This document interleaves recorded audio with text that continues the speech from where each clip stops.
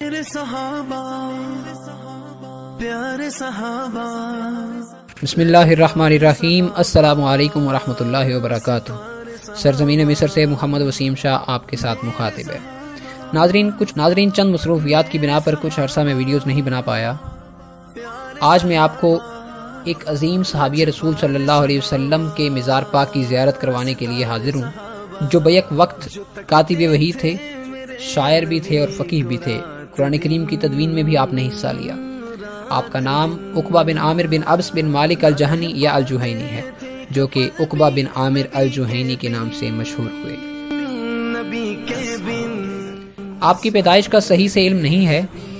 آپ کے اسلام لانے سے متعلق آپ خود ہی فرماتے ہیں، جب نبی کریم صلی اللہ علیہ وسلم مکہ المکرمہ سے ہجرت کر کے مدینہ المنورہ تشریف لائے تو میں ریوڑ چرا رہا تھا، بس میں نے اسے وہیں چھوڑا اور آقا کریم علیہ تحیت و تسلیم کی بارگاہ میں حاضر ہوا اور عرض کی، یا رسول اللہ صلی اللہ علیہ وسلم، مجھے بھی اسلام کی نعمت سے سرشار کیجیے۔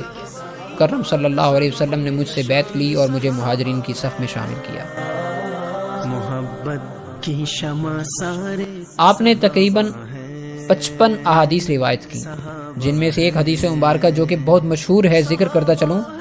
حضرت سیدنا عقبہ بن عامر رضی اللہ تعالیٰ عنہ فرماتے ہیں کہ میں پیارے آقا صلی اللہ علیہ وسلم کی خدمت میں حاضر ہوا اور عرض کی، یا رسول اللہ صلی اللہ علیہ وسلم، مجھے فضیلت والے اعمال بتائیں۔ تو آپ صلی اللہ علیہ وسلم نے فرمایا، اے عقبہ، جو تجھ سے تعلق توڑے تو اس کے ساتھ تعلق جوڑ، جو تجھے محروم کرے تو اسے عطا کر، اور جو تجھ پہ ظلم کرے تو اسے معاف کر۔ تو ناظرین، آج جو ہمارا حال ہے، دین سے جتنی دوری ہے، ہمیں اپنا محاسبہ کرنا ہوگا۔ حضرت سیدنا عقبہ بن عامر الجہینی، آپ نے کئی غزوات میں اور فتوحات شام میں حصہ لیا، خصوصاً فتوحات مصر میں حضرت عمرو بن عاص رضی اللہ تعالیٰ عنہ کی قیادت میں آپ نے بہادری کے عظیم جوہر دکھائے۔ صفین میں حضرت امیر معاویہ رضی اللہ تعالیٰ عنہ کا ساتھ دیا۔